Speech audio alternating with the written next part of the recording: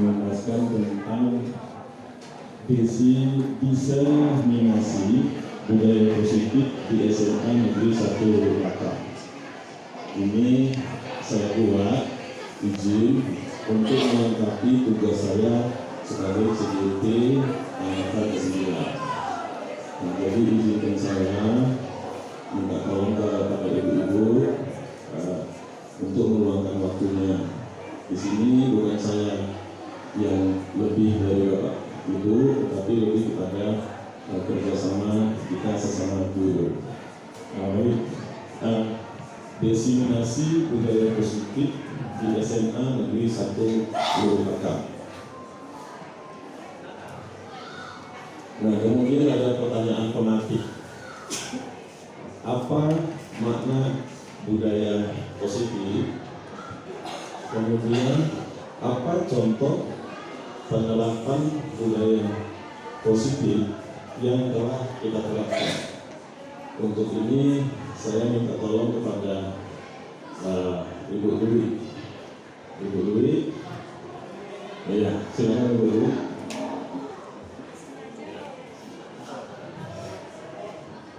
Terima kasih Pak atas kesempatannya. Menurut saya, apa makna budaya positif? Budaya positif adalah suatu pendekatan untuk menerapkan disiplin dari dalam diri murid tanpa adanya paksaan. Contohnya seperti yang sudah saya laksanakan, yaitu membuat kesepakatan kelas. Terima kasih Pak. Terima kasih Ibu Dwi ya atas jawabannya. Terima kasih, kita tepuk tangan dulu Ibu-ibu. Kemudian apa contoh penerapan budaya positif yang telah kita terapkan? Untuk ini saya minta tolong kepada Ibu Nur Hasanah. Nur Hasanah Simbol. Oh, Bu Nur Halimah. Terima kasih Bu.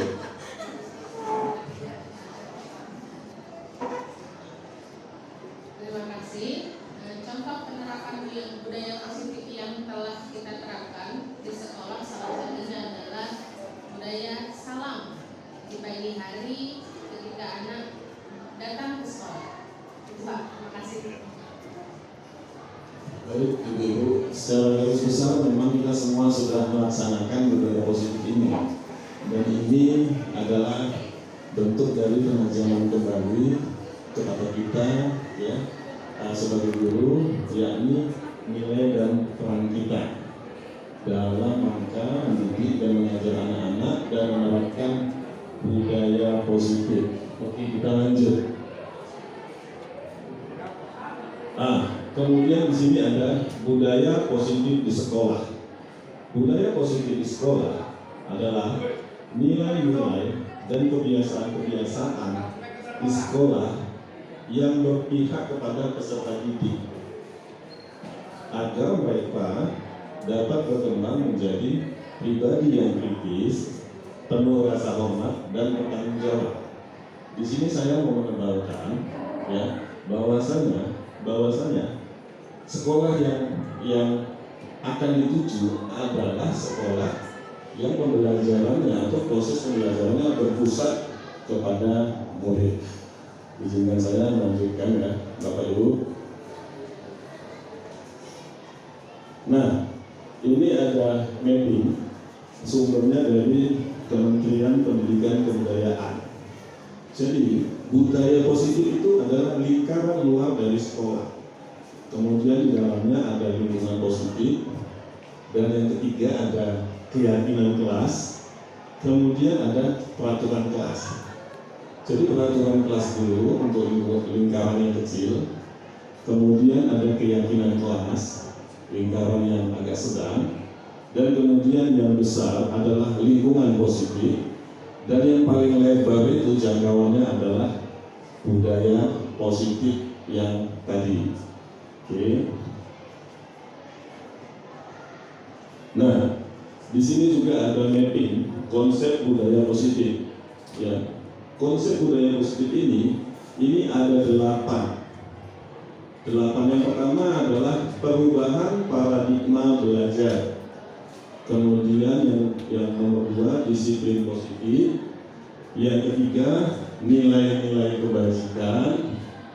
Yang keempat, kebutuhan dasar manusia.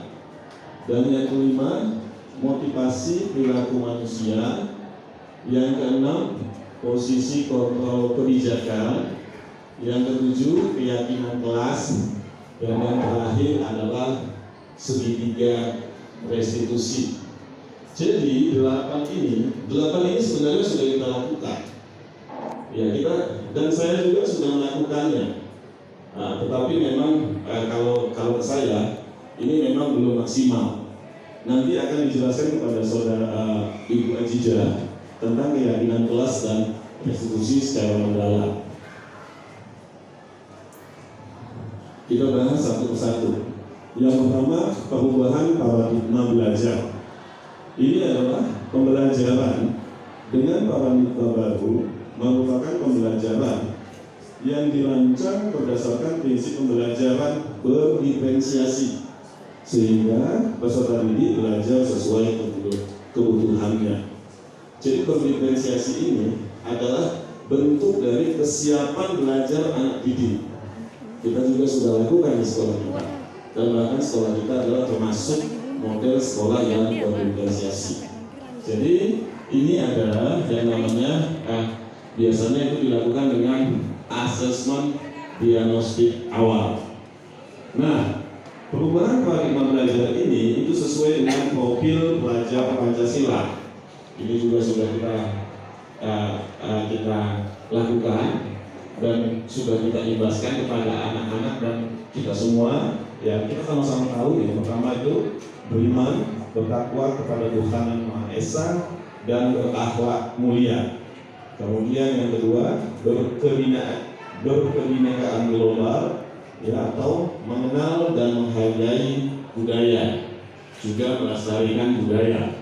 Yang ketiga adalah bergotong royong. Yang keempat, mandiri.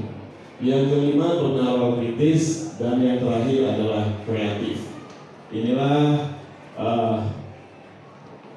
elemen profil pelajar Pancasila, dan ini sudah kita terapkan dalam proyek kita ya, dari Pak sudah 3 tahun yang lalu. Lanjut, filosofi Ki Hajar Dewantara. Ya, sebelum kita memulai ke sana, kita harus melihat filosofi Ki Hajar Dewantara. Ini seperti yang tadi saya katakan. Filosofinya adalah pembelajaran yang berpusat kepada murid. Kemudian kita harus yakin semua anak itu terlahir dengan bakat yang unik. Jadi semua anak itu terlahir dengan garis sama di tangannya. Menjadi tugas kita untuk menebalkan garis sama dari anak didik itu.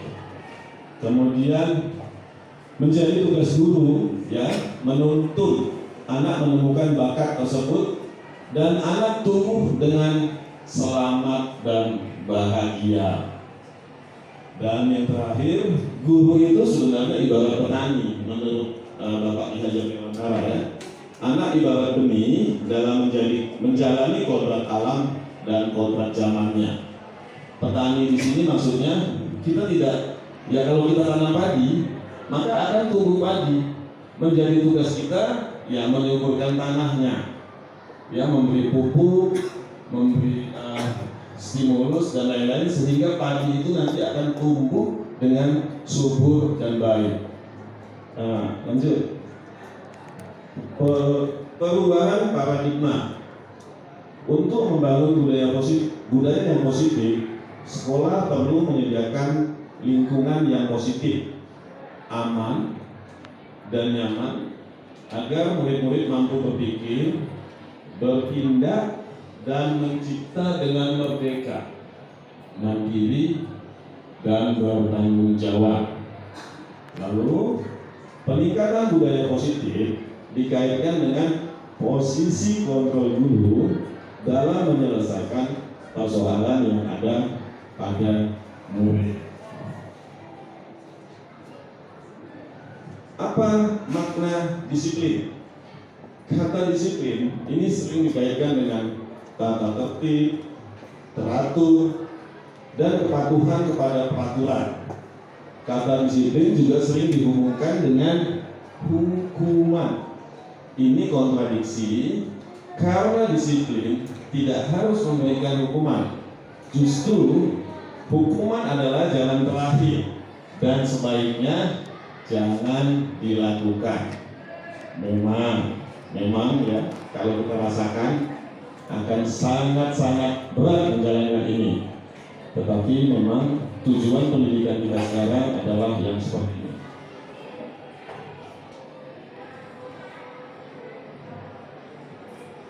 Apa makna disiplin? Ki Hajar Dewantara menyatakan bahwa untuk mencapai mewujudkan murid yang merdeka, syarat utamanya adalah harus melekatnya disiplin yang kuat. Disiplin yang dimaksud adalah disiplin diri yang memiliki motivasi internal. Artinya, jika kita tidak memiliki motivasi internal, maka kita butuh orang lain untuk mendisiplinkan kita. Ini menarik sekali, ya. Menarik sekali. Disiplin yang dimaksud adalah disiplin diri yang memiliki motivasi internal. Artinya, jika kita tidak memiliki motivasi internal, maka kita butuh orang lain untuk mendisiplinkan kita. Saya sebenarnya masih butuh orang lain untuk mendisiplinkan saya. Saya jujur, tapi memang saya harus punya keyakinan untuk merubah diri menjadi yang lebih baik. Nah, kemudian yang kedua, mapping yang kedua, disiplin positif. Kesimpulannya, disiplin positif adalah suatu pendekatan untuk menerapkan disiplin dalam diri anak tanpa hukuman dan hadiah. Disiplin positif perlu diterapkan baik dalam lingkungan sekolah dengan menerapkan disiplin positif, diharapkan tindak kekerasan dapat dihindari. Jadi memberi hadiah itu juga salah satu yang harus kita hindari. Artinya memang anak-anak murid ataupun anak kita melakukan sesuatu itu memang atas dorongan dari dalam dirinya. Ya, betul. Kemudian ada nilai-nilai kebajikan. Hal-hal seperti nilai-nilai kebajikan adalah hal-hal seperti keadilan, tanggung jawab, kejujuran, bersyukur, lurus hati, berprinsip, integritas, kasih sayang, rajin, komitmen, percaya diri, dan kesabaran. Sebenarnya masih banyak lagi, ya, tergantung kita mengeksplor dan mengembangkannya.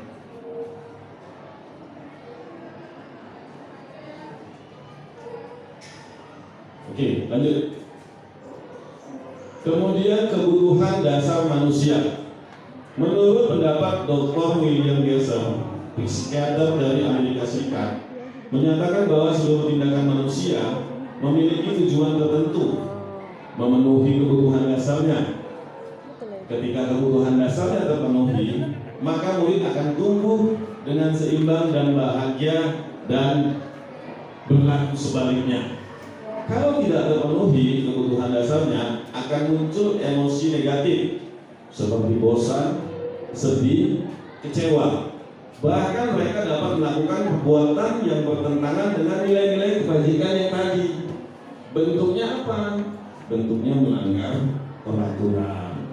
Jadi kesimpulannya, perilaku buruk seseorang adalah respon dari kebutuhan yang tidak terpenuhi, namun mereka tidak tahu untuk menyampaikannya. Kesimpulannya adalah perilaku buruk seseorang adalah respon dari kebutuhan yang tidak terpenuhi, namun mereka tidak tahu untuk menyampaikannya. Di sini juga saya sama-sama belajar untuk menjadi yang lebih baik. Oke. Kemudian kebutuhan dasar manusia. Ada 5 kebutuhan dasar manusia menurut Dr. William Gibson. Yang pertama, kebutuhan untuk bertahan hidup. Bahasa Inggrisnya ini survival ya, seragus ya. Survival. Kemudian ini berupa kesehatan, ya, rumah, makanan, biologi, dan rasa aman. Kemudian kebutuhan untuk diterima. Bahasa Inggrisnya love and belonging. Iya, benar Pak? Oke. Kemudian kebutuhan akan kebebasan. Bahasa Inggrisnya freedom. Freedom. Kemudian kebutuhan akan kesenangan, fun. Dan yang kelima adalah kebutuhan akan penguasaan. Ini adalah power. Jadi ini adalah kebutuhan dasar manusia yang harus dipenuhi baik kita sebagai guru dan baik sebagai murid. Kemudian 5, motivasi perilaku manusia. Ada 3 alasan motivasi perilaku manusia, yaitu yang pertama, untuk menghindari ketidaknyamanan atau hukuman. Ayo, siapa di antara kita yang seperti ini? Ini adalah tingkat rendah dari motivasi perilaku manusia. Biasanya orang yang memotivasi pelakunya untuk menghindari hukuman atau ketidaknyamanan. Jadi saya contohkan, saya datang ke sekolah pagi-pagi untuk menghindari ketidaknyamanan ditegur oleh kepala sekolah. Jadi saya itu adalah orang yang paling dasar sekali berperilaku. Kemudian yang kedua, untuk mendapatkan imbalan atau penghargaan orang lain. Ini satu tingkat di atas dari menghindari ketidaknyamanan atau hukuman. Satu tingkat dari motivasi pertama, di sini orang akan berperilaku untuk mendapatkan imbalan atau penghargaan dari orang lain. Kelompok ini melakukan tindakan untuk mendapatkan pujian dari orang lain karena menurut mereka penting. Nah, ini adalah perilaku seperti saya. Ini sebenarnya perilaku saya. Kenapa saya ikut guru penggerak? Awalnya karena saya ingin meningkatkan potensi saya, misalnya menjadi seorang pengawas. Tetapi setelah saya melihat ini, mindset atau pikiran seperti itu harus saya rubah, dan saya harus banyak belajar lagi. Kemudian yang ketiga, untuk menjadi orang yang mereka inginkan dan menghargai diri sendiri dengan nilai-nilai yang mereka percaya. Kelompok ini yang baik ya, melakukan sesuatu karena nilai-nilai yang mereka yakini dan hargai. Dan ini adalah motivasi yang membuat seseorang memiliki disiplin positif, karena motivasinya bersifat internal, bukan eksternal. Lanjut. Nah, ini dia teori motivasi perilaku manusia. Ini mappingnya ya, peta konsepnya, untuk menghindari ketidaknyamanan atau hukuman. Biasanya pertanyaan yang muncul dalam dirinya, apa yang akan terjadi apabila saya tidak melakukannya? Itu disebut motivasi eksternal. Kemudian untuk mendapatkan imbalan dari orang lain atau dari sekolah. Nah, biasanya ini yang dalam dirinya itu ya, apa yang akan saya dapatkan apabila saya melakukannya? Dan ini disebut motivasi eksternal.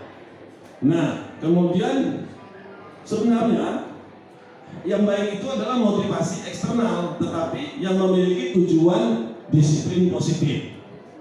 Ya, jadi perilaku kita untuk menghargai diri sendiri, menjadi insan yang sesuai dengan harapan kita. Biasanya yang berkata dalam hati kita adalah, saya akan menjadi orang yang seperti apa bila saya melakukannya. Dalam diskusi kecil kami di belakang, biasanya kami ini, saya akan menjadi orang seperti apa apabila kami melakukannya. Lanjut. Udah 19 menit. 19.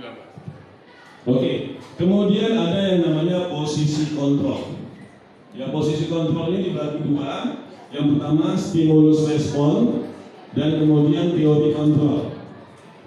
Kita mencoba ya, stimulus respon adalah kita mencoba mengubah orang lain agar berpandangan sama dengan kita. Teori kontrolnya, kita mencoba mengubah orang lain agar berpandangan sama dengan kita. Oh, ini ada kesalahan, maaf ya. Kemudian yang kedua, stimulus responnya, perilaku buruk dilihat dari suatu kesalahan. Kemudian teori kontrolnya semua perilaku memiliki tujuan. Kemudian di stimulus orang lain bisa mengontrol saya, tapi di teori kontrol hanya kita yang bisa mengontrol diri kita.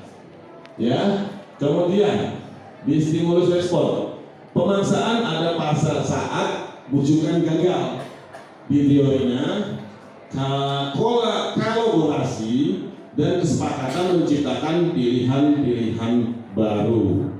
Kemudian ini yang paling yang harus kita tebarkan, ya, model berpikir menang kalah atau salah benar. Ini sebenarnya harusnya model berpikirnya menang-menang dan kemudian model berpikirnya benar-benar. Cuman memang ya di kehidupan nyata, memang saya sadari, kita sadari memang ini sangat susah bisa terwujud. Tetapi dengan keyakinan, ya, dan dengan tekad yang kuat, saya pikir teori kontrol ini bisa melekat ke dalam diri kita sebagai pendidik. Nah, keyakinan kelas ini nanti akan diterangkan kepada Ibu Ajijah, ya, tapi saya secara garis besar saja.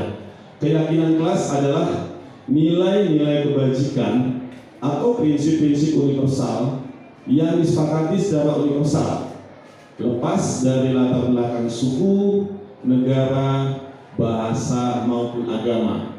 Keyakinan kelas ini sekolah kita sudah bikin, ya. Begitu saya masuk, begitu kita masuk di kelas itu sudah tertempel berupa infografis mengenai keyakinan kelas. Kita sudah melaksanakannya, dan kalau saya melihat sudah sangat-sangat baik. Kemudian yang terakhir, ini dia pembentukan keyakinan kelas. Keyakinan kelas bersifat abstrak daripada peraturan yang lebih rinci dan konkret. Kemudian keyakinan kelas berupa pernyataan-pernyataan yang umum. Yang ketiga, pernyataan keyakinan kelas senantiasa dibuat dalam bentuk kalimat positif. Sebaiknya hindari dilarang. Tetapi bagaimana, seperti itu dia kalimat positif. Kemudian keyakinan kelas hendaknya tidak terlalu banyak sehingga mudah diingat dan dipahami. Dan yang paling penting, semua warga kelas sebaiknya ikut berkontribusi dalam membuat kegiatan kelas lewat curhat pendapat dan bersedia meninjau kembali keyakinan kelas dari waktu ke waktu. Jadi keyakinan kelas ini tidak baku. Dia berjalan sesuai dengan kebutuhan ke depannya. Perbedaan peraturan dan keyakinan kelas. Peraturan, keyakinan kelas atau nilai kebajikan yang dituju. Peraturan selalu melaksanakan tiket. Kalau keyakinan kelas diganti dengan tanggung jawab. Kemudian di peraturan dilarang mengganggu orang lain. Di keyakinan kelas atau nilai-nilai kebajikan yang dituju adalah menghormati orang lain dan diri sendiri. Kemudian peraturannya hadir di sekolah 15 menit sebelum belajar dimulai. Keyakinan kelasnya berupa komitmen. Kemudian dilarang melakukan kekerasan. Ini nilai-nilai kebajikan yang dituju menghormati orang lain dan kasih sayang. Kemudian dilarang menggunakan narkoba. Peraturannya ya, nilai kebajikan yang dituju adalah kesehatan. Kemudian perhatian pergantian atau menunggu giliran.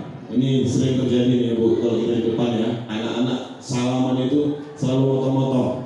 Jadi keyakinan kelas dan nilai kebijakan yang dituju adalah kesabaran atau budaya ngantri. Nah ini gunakan masker apabila sakit. Ya, keyakinan kelas yang dituju adalah keselamatan. Kemudian berjalan tertib atau jangan berlari di kelas atau di koridor. Keyakinan kelas ini atau kebajikan yang dituju adalah keamanan. Dan yang terakhir adalah segitiga restitusi. Restitusi adalah proses menciptakan kondisi bagi murid untuk memperbaiki kesalahan mereka, sehingga mereka bisa kembali kepada kelompok mereka dengan karakter yang lebih kuat. Ini menurut pakar Gosen ya, tahun 2004. Ciri-ciri restitusi ada 9. Yang pertama, bukan untuk menebus kesalahan, namun untuk belajar dari kesalahan. Yang kedua, memperbaiki hubungan. Yang ketiga, tawaran bukan paksaan. Yang keempat, restitusi menuntut untuk melihat ke dalam diri, lebih kepada refleksi. Yang kelima, restitusi mencari kebutuhan dasar yang mendasari tindakan. Yang keenam, restitusi adalah cara terbaik untuk memperbaiki diri. Yang ketujuh, restitusi fokus pada karakter bukan tindakan. 8, restitusi fokus pada solusi. Dan ke-9, restitusi mengembalikan murid yang berbuat salah kepada kelompoknya. Nanti untuk detailnya akan dijelaskan kepada Ibu Cica. Nah, ini dia bentuk segitiga restitusi. Yang pertama itu menstabilkan identitas, yang kedua validasi tindakan yang salah, yang ketiga menanyakan keyakinan. Ya, biasanya menstabilkan identitas itu, ya setiap orang pasti pernah melakukan kesalahan. Kemudian kamu bukan satu-satunya yang pernah melakukan ini. Kalau kita menstabilkan identitas langsung apa? Marah-marah. Udah, pulang kau. KPK kamu. Seperti itu. Kemudian yang kedua adalah kamu tentu punya alasan mengapa melakukan itu. Kemudian adakah cara yang lebih efektif untuk mendapatkan apa yang kamu butuhkan? Dan yang terakhir menanyakan keyakinan, nilai-nilai apa yang telah kita sepakati. Kemudian kamu ingin menjadi orang seperti apa nanti? Bapak-bapak, ibu-ibu, terima kasih telah menemani saya selama 30 menit ini. Ya, saya harapkan ini bukan mengajari, tapi ini adalah bentuk dari pengimbasan kami sebagai guru, calon guru penggerak. Terima kasih. Mohon izin saya tutup dengan pantun. Ya, saya ikan kakap di atas meja, cakep-cakep sambil kerja. Nyambung. Terima kasih. Assalamualaikum warahmatullahi wabarakatuh. Salam sejahtera dan selamat pagi.